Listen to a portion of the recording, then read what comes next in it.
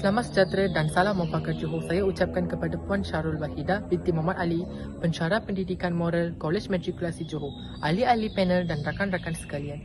Pada hari yang mulia ini, izinkan saya memperkenalkan diri saya dan ahli-ahli panel saya. Nama saya Lu Sharwin, merupakan moderator dalam forum kita pada hari ini. Seterusnya, nama ahli panel pertama kita pada hari ini ialah Saudara Nikesh. Ahli panel kedua pula Saudara Sanjay. Akhirnya, ahli panel ketiga ialah Aditan. Saudara dan saudari, apabila bermulanya detik bertatih hingga berkalang tanah, kita akan membesar dan diberi peluang untuk menyentuh puncak kejayaan dalam naluri kita di negara ini. Walau bagaimanapun, adakah masyarakat Malaysia menghargai tanah air masing-masing? Adakah berasa bangga jasa tokoh-tokoh negara kita? Jawapannya sudah pasti tidak. Sebagai contoh, peristiwa rakaman kamera litar tutup yang tular di media sosial mengenai dua suspek menconteng lukisan mural potret gergasi pemimpin negara di Shah Alam, Selangor. Peristiwa ini menunjukkan kurangnya sikap menghormati pemimpin negara kerana tiada semangat patriotisme.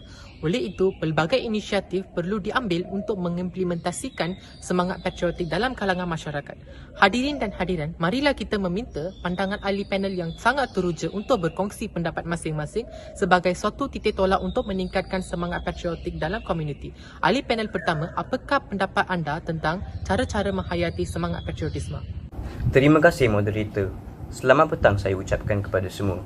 Pada pendapat saya, ibu bapa harus memainkan peranan penting dalam kes ini dengan membawa anak-anak untuk menyertai sambutan peristiwa-peristiwa penting negara seperti sambutan Hari Kebangsaan tanggal 31 Ogos dan Hari Malaysia pada 16 September setiap tahun.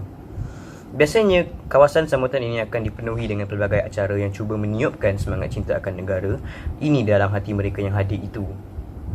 Suasana yang penuh dengan semangat nasionalisme ini pasti menimbulkan rasa bangga dalam hati anak yang menontonnya itu. Sebagai contoh, ibu bapa dan anak-anak boleh sama-sama mengibarkan jalur gembilang dan menyanyikan lagu-lagu patriotik agar semangat cinta kepada negara terus bersemarak dalam jiwa. Sambutan Hari Kebangsaan juga biasanya disertai oleh pelbagai kaum yang ada di negara kita.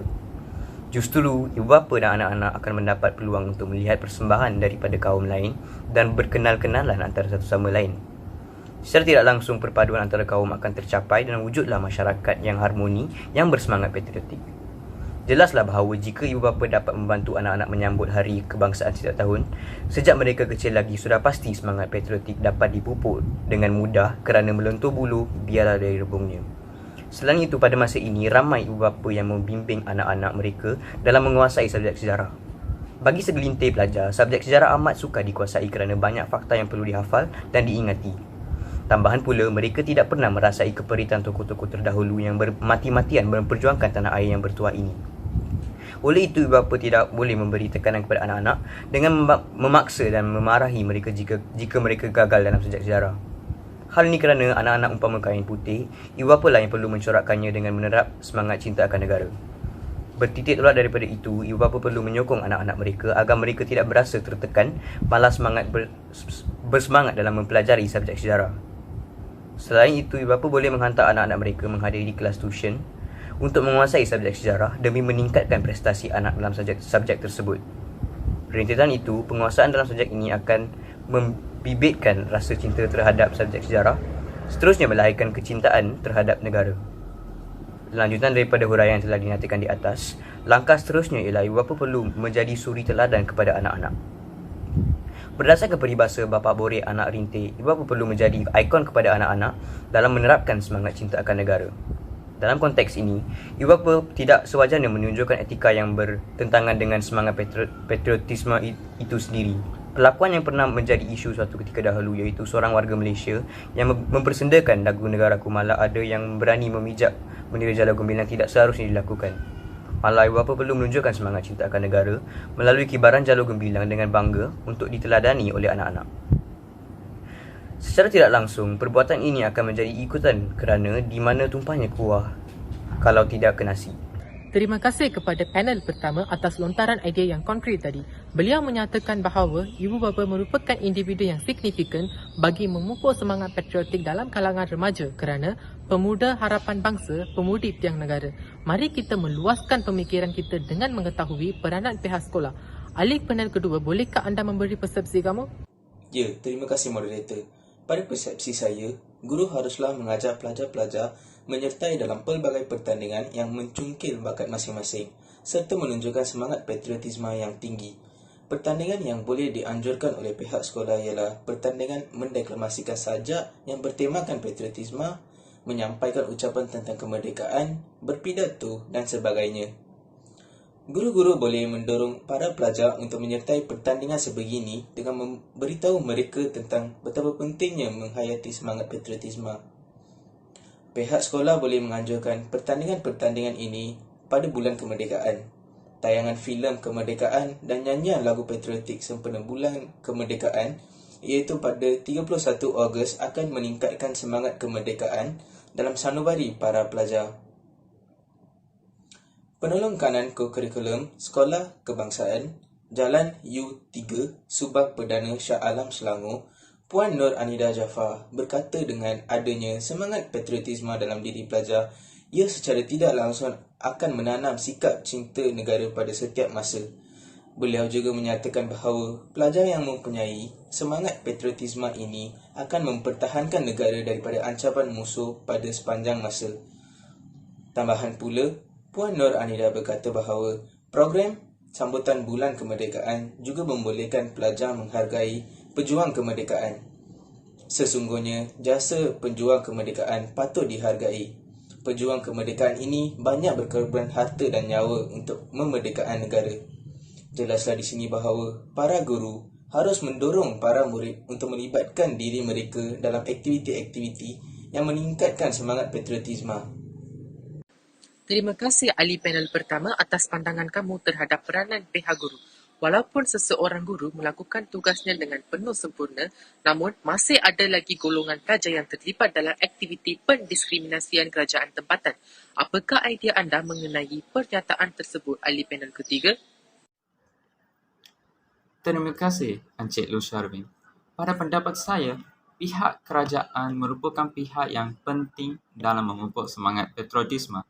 Hal ini kerana jika pihak kerajaan mempunyai kuasa untuk memajukan negara dari segi ekonomi dan juga teknologi, jadi pihak kerajaan juga boleh memupuk semangat patriotisme dengan sangat efektif kepada masyarakat. Jadi, salah satu cara untuk memupuk semangat patriotisme adalah melalui kempen. Apakah kempen? Sesetengah masyarakat mempunyai pandangan yang tidak betul terhadap kempen. Jadi, kempen merupakan salah satu cara yang sangat efektif untuk menyampaikan mesej yang penting kepada masyarakat yang ramai dalam masa yang sama, mencapai masyarakat tersebut secara fizikal dan bukan secara maya. Jadi, kempen ini boleh digunakan oleh syarikat-syarikat untuk mempromosikan produk mereka ataupun idea tentang produk mereka. Dan juga sesetengah organisasi menggunakan cara mengempen ini untuk menyedarkan dan mendidik orang ramai tentang, sebagai contoh, tentang sekitar semula dan juga memelihara dan memelihara alam sekitar dan banyak lagi. Jadi, pihak kerajaan boleh menganjurkan kempen kesedaran ataupun kempen yang berkaitan dengan semangat patriotisme. Saya mengatakan pihak kerajaan perlu melakukan kempen ini kerana jikalau pihak kerajaan melakukan kempen ini, masyarakat akan berasa sangat yakin terhadap negara mereka dan mereka akan berasa bersyukur terhadap negara mereka dan juga pihak kerajaan mereka. Untuk menganjurkan satu kempen, penganjur ataupun pihak kerajaan dalam kes ini perlulah menganjurkan kempen yang sangat menarik dan tidak bosan. Jadi, kenapa saya mengatakan ini? Kerana sebelum ini kita pernah menyertai kempen-kempen yang banyak. Dalam kempen tersebut, penganjur ataupun pengucap yang berada dalam kempen tersebut akan memberi ucapan yang panjang, lebar dan sampai akhir kita sebagai peserta tidak tahu apakah matlamat kempen tersebut. Mereka akan memberi terlalu banyak penerangan tentang suatu isu. Jadi, pihak kerajaan perlulah lebih kreatif dalam isu ini. Jadi dengan menganjurkan kempen, ucapan tersebut perlulah pendek dan sangat manis. Ataupun dalam bahasa Inggeris kita akan mengatakan bahawa sweet and short. Jadi, kenapa saya mengatakan ini kerana dengan memberi ucapan yang sangat pendek dan ucapan tersebut perlulah dengan mempunyai info yang sangat banyak. Jadi dalam ucapan tersebut, peserta akan mendengar ucapan tersebut dan berasa sangat berinformasi. Ataupun maksud saya adalah peserta tersebut akan menerima informasi yang banyak dalam masa yang sangat singkat dan mereka tidak akan berasa sangat bosan. Selepas memberi ucapan, pihak kerajaan perlulah mengadakan aktiviti-aktiviti yang sangat berinteraktif di mana masyarakat ataupun peserta aktiviti tersebut akan berinteraksi dengan masyarakat yang lain ataupun dengan penganjur kempen tersebut. Jadi, masyarakat tersebut dapat memupuk semangat patriotisme melalui bekerjasama kerana aktiviti tersebut mesti berinteraktif dan mesti akan memupuk semangat bersatu padu dalam kalangan masyarakat. Jadi daripada itu kita akan dipupuk dengan semangat patriotisme. Yang ini adalah dalam kes subjek kita pada hari ini. Tetapi untuk isu-isu lain pun kita boleh menggunakan kempen ini sebagai suatu cara yang sangat baik dan efektif. Selain daripada itu, dengan mengadakan aktiviti dan memberi ucapan yang sangat pendek dan memberi aktiviti yang sangat berinteraktif, kempen tersebut akan dikategorikan sebagai kempen aktif, bukan kempen pasif. Maksud saya adalah kempen pasif akan dikategorikan dengan menganalisis situasi dalam kempen tersebut, di mana pengucap akan memberi ucapan, peserta akan menerima ucapan tersebut dan mereka akan menamatkan kempen tersebut. Yang itu adalah dikategori sebagai kempen pasif. Manakala kempen aktif adalah di mana pengucap akan memberi ucapan, manakala peserta akan menerima ucapan tersebut dan memberi balasan daripada ucapan tersebut. Mereka akan menerima informasi dalam hati mereka, bukan dalam telinga. Masuk telinga kiri, keluar telinga kanan. So, macam inilah kempen perlu diadakan oleh pihak kerajaan. Ini adalah sedikit idea yang boleh diberi kepada pihak kerajaan. Manakala pihak kerajaan boleh menjadi lebih inovatif dan kreatif dalam memberi idea untuk mengadakan kempen ini. Sangat tepat ahli panel ketiga, kerajaan merupakan kuasa yang terbesar untuk mengambil tindakan yang drastik dan berkesan. Apakah prakarsa lain yang mampu diambil oleh pihak kerajaan demi mengukuhkan semangat patriotisme dalam kalangan masyarakat dan berbilang bangsa? Ahli panel pertama, bolehkah anda memberi pandangan kamu? Ya, moderator, pemimpin-pemimpin negara kita haruslah mempamerkan sifat-sifat terpuji yang boleh mempengaruhi rakyat Malaysia untuk mengikut jejak kaki mereka. Contohnya, mereka haruslah menghormati semua rakyat yang berlainan kaum di Malaysia. Hal ini demikian kerana petunjuk adalah seseorang yang membawa anda ke tempat yang anda inginkan dalam hidup, tetapi pemimpin merupakan seseorang yang membawa anda ke tempat yang seharusnya anda lalui dalam hidup. Apa-apa yang dikatakan oleh pemimpin di sidang media boleh membentuk fikiran seseorang individu. Oleh hal yang demikian, pemimpin haruslah menggalakkan rakyatnya supaya semangat patriotisme sentiasa disemarak dalam naluri rakyat Malaysia.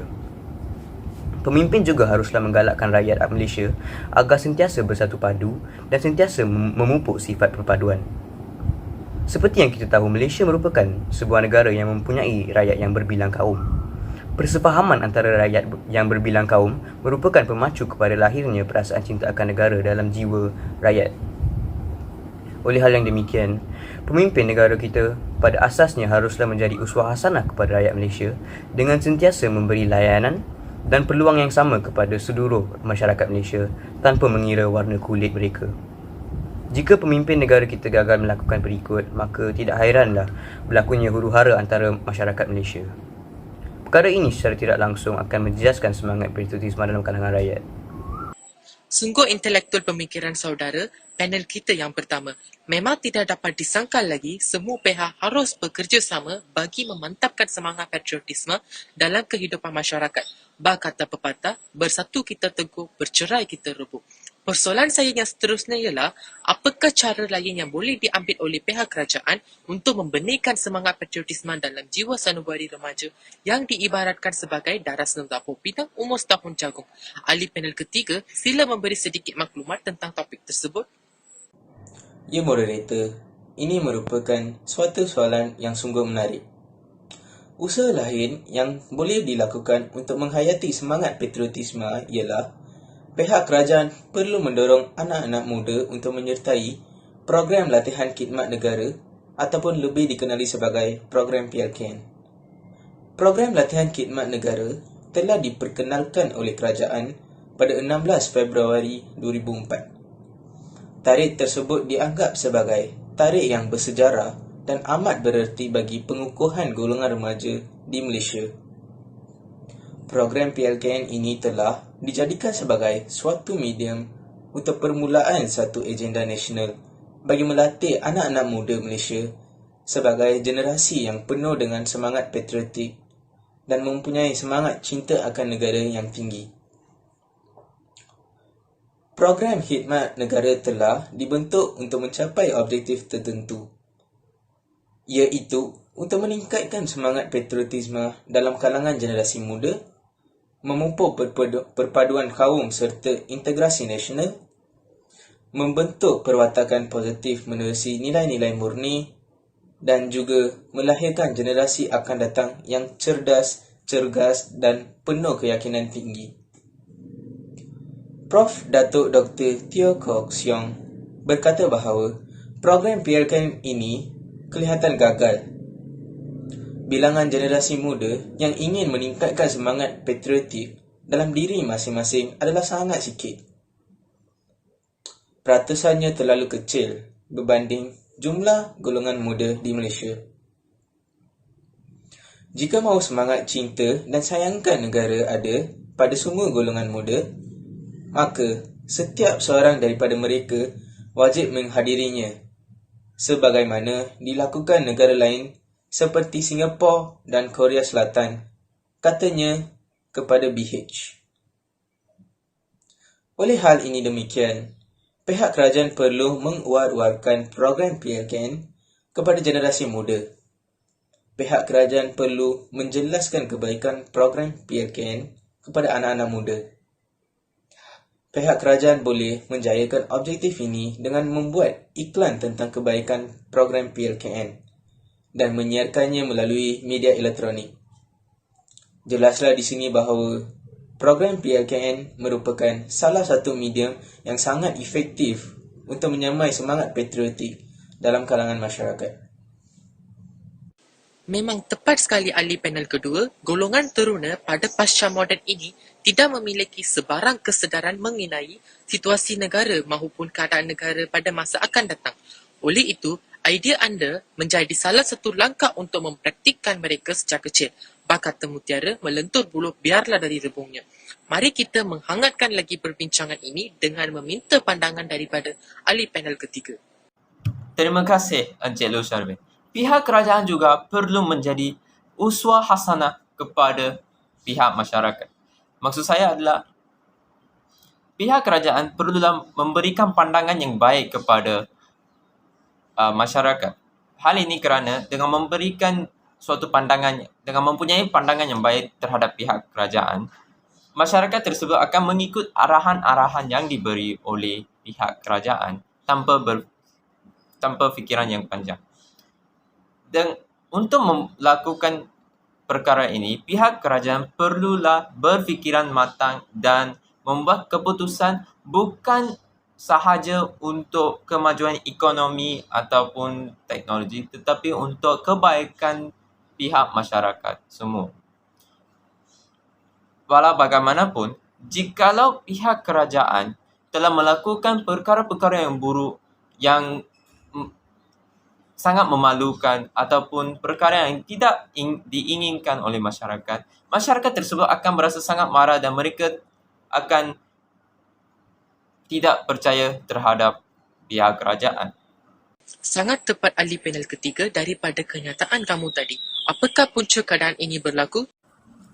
Isu ketidakpercayaan terhadap kerajaan oleh masyarakat telah ditimbulkan sejak pihak kerajaan melakukan perkara yang tidak diinginkan ataupun perkara yang buruk demi kebaikan pihak kerajaan mereka sendiri dan bukan untuk kebaikan negara ataupun masyarakat.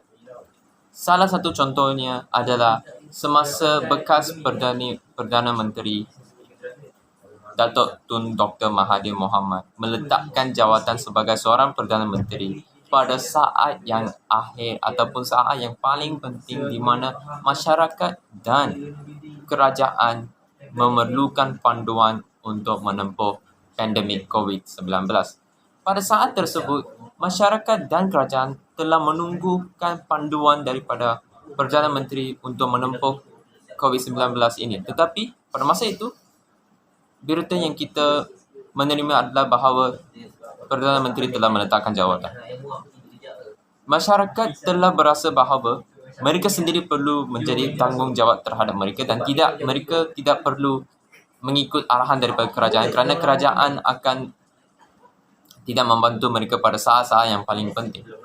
Selain daripada itu, terdapat satu lagi contoh di mana bekas Perdana Menteri Datuk Seri Najib Tun Razak telah membuat dasar 1 MDB dan dasar tersebut adalah untuk kebaikan ekonomi beliau sendiri.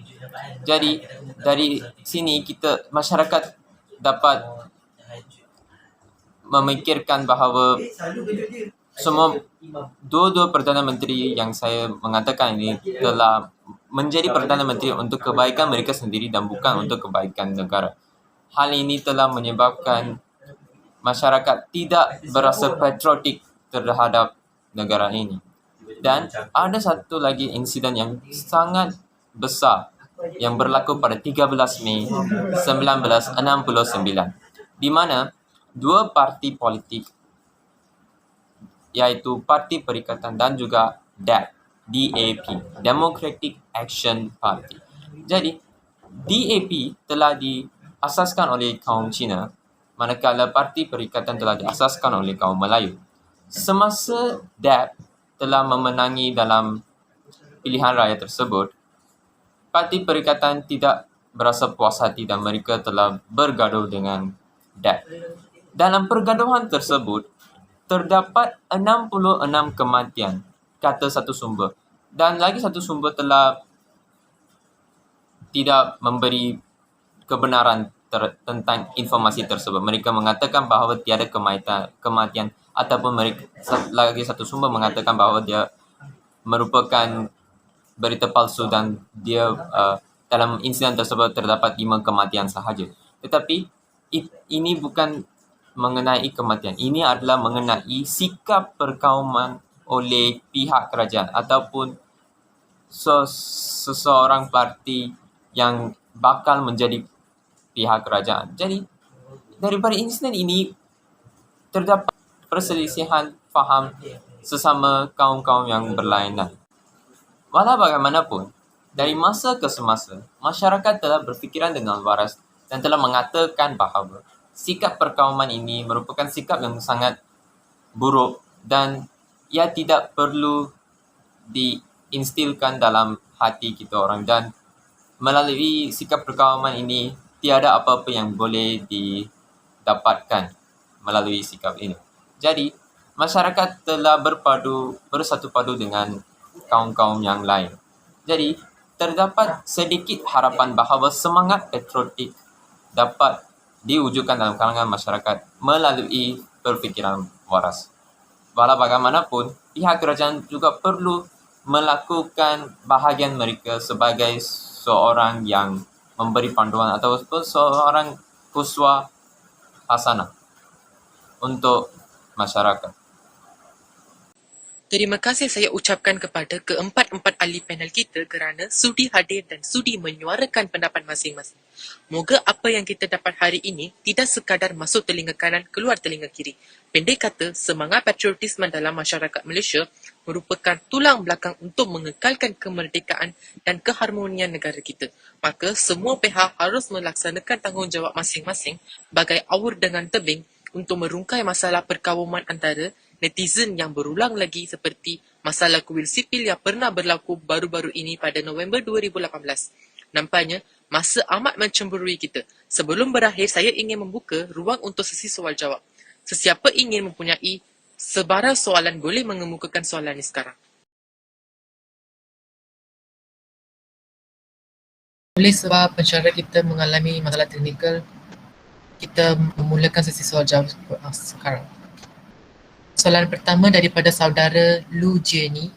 Bagaimanakah pihak kerajaan boleh menjadi uswah hasanah yang baik? Saya menunjukkan soalan ini kepada ahli panel ketiga. Bolehkah anda menjawab soalan tersebut? Ya, boleh. Jadi, untuk seseorang pihak kerajaan untuk menjadi usaha yang baik, tidak semestinya pihak kerajaan tersebut perlu mengubahkan cara kehidupan mereka dalam kehidupan personal beliau. Tetapi, semasa membuat keputusan, iaitu membuat sistem kuota ataupun memberikan arahan semasa MC Perintah Kawalan Pergerakan, pihak kerajaan tersebut perlulah memandang dari aspek semua orang, daripada aspek masyarakat, daripada aspek kerajaan dan juga daripada aspek ekonomi. Bagaimanapun pada masa sekarang, pihak kerajaan tersebut hanya memandang daripada aspek ekonomi sahaja. Sebab itulah sebahagian daripada kemajuan negara kita adalah di Kongkong.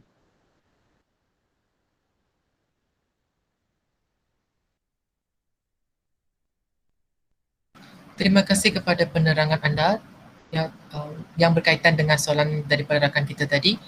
Okey, sekarang kita akan mengemukakan satu lagi soalan daripada saudari Fiorena. Apakah langkah-langkah yang pernah dilakukan oleh tokoh-tokoh negara untuk menangani masalah perkauman yang pernah dilanda di tanah air kita? Saya menunjukkan soalan ini kepada ahli panel ketiga juga. Bolehkah anda memberi penerangan untuk soalan tersebut? Boleh, Encik Lu Shalwin. Dalam pembentangan tadi, saya telah bercakap tentang insiden 13 Mei 1969. Pada masa tersebut, terdapat isu perkauman. Jadi, pada saat tersebut, pihak kerajaan telah membuat dasar darurat. Tetapi selepas itu, pihak kerajaan telah membuat dasar rukun negara dan juga dasar ekonomi. Daripada situ, isu perkauman dapat dielakkan. Tetapi terdapat juga sedikit-sedikit isu perkauman, tetapi tidaklah seteruk seperti yang insiden 13 Mei.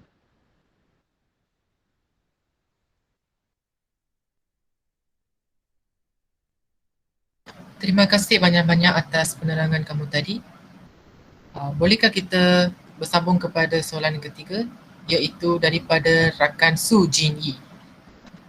Dia berkata bahawa saya ingin bertanya kepada saudara Sanjay, apakah usaha yang boleh dilakukan oleh guru untuk menghayati semangat patriotisme selain mengajak pelajar-pelajar untuk menyertai pertandingan yang berkaitan dengan semangat patriotik? Saudara Sanjay, boleh silakan. Terima kasih atas soalan tersebut, Pihak Moderator. Usaha lain yang boleh dilakukan oleh guru untuk menghayati semangat patriotisme adalah dengan mengadakan lawatan sambil belajar ke tempat-tempat bersejarah di dalam negara. Lawatan ini akan mendedahkan murid-murid tentang sesuatu peristiwa sejarah yang berlaku di tempat tersebut serta melihat sendiri tempat bersejarah yang pernah digunakan sewaktu tempoh masa itu. Guru boleh merancang satu lawatan yang menyeronokkan tetapi berfaedah ke tempat-tempat tertentu. Sebagai contohnya, guru boleh membawa murid melawat ke Muzium Negara bagi melihat sendiri alat-alat manuskrip dan gambar yang berkaitan dengan peristiwa yang telah berlaku di tempat tersebut.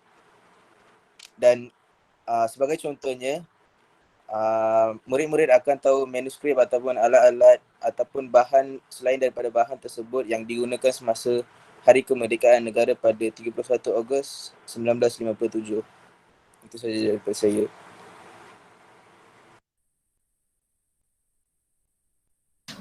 Terima kasih atas penerangan kamu tadi. Mari kita sambung kepada soalan seterusnya daripada saudara Lee Kok Long. Apakah kekangan yang dihadapi oleh mana-mana pihak untuk menyemarakan semangat patriotisme dalam naluri generasi muda? Saya menunjukkan soalan ini kepada saudara Nikish. Bolehkah anda membantu untuk menjawab soalan tersebut? Okey, terima kasih atas soalan tersebut. Jadi, terdapat beberapa faktor yang menghalang usaha menyemai dan menyubur semangat patriotism dalam masyarakat, dalam kalangan generasi muda. Yang pertama adalah nilai-nilai individualisme. Jadi apakah maksud nilai individualisme ini? Sikap ini merujuk kepada mementingkan diri tanpa menghiraukan kepentingan negara dan masyarakat. Mereka yang mengamalkan sikap ini akan berusaha agar diri mereka didahulukan dari kepentingan negara jika dalam sesuatu masalah yang melibatkan kaum, yang berbilang kaum. Jadi yang kedua ialah era globalisasi dan liberalisme. Era globalisasi dan liberalisme ini merujuk kepada negara tanpa sempadan, perdagangan bebas, kemasukan budaya asing dengan mudah dan sebagainya. Situasi ini akan melahirkan masyarakat yang bebas, yang mudah terpengaruh dengan budaya-budaya asing yang negatif. Contohnya, kita seperti yang kita tahu, pada masa ini media sosial mudah generasi muda mudah terpengaruh akan budaya-budaya barat yang dimuat naik di atas platform media sosial seperti TikTok, Instagram dan lain-lain, dan hal ini boleh mengakibatkan mereka, generasi muda pada masa ini kurang mementingkan semangat patriotism dalam negara kita ini. Itu saja daripada saya. Terima kasih. Penerangan yang sangat mantap, yang sangat hebat daripada saudara Nikish tadi. Terima kasih atas penerangan kamu. Baik, saya rasa setakat itu saja sesi soal jawab kita pada hari ini. Terima kasih kepada semua ahli panel yang sudi hadir untuk membicarakan tentang cara-cara untuk menghayati semangat patriotisme Malaysia. Semoga forum ini menjadi elemen yang melahirkan motivasi dalam diri para pendengar untuk terus bersemangat patriotik. Harapan saya, forum ini juga dapat memberi informasi bermanfaat buat semua hadirin yang dihormati. Sekian, terima kasih. Salam satu Malaysia.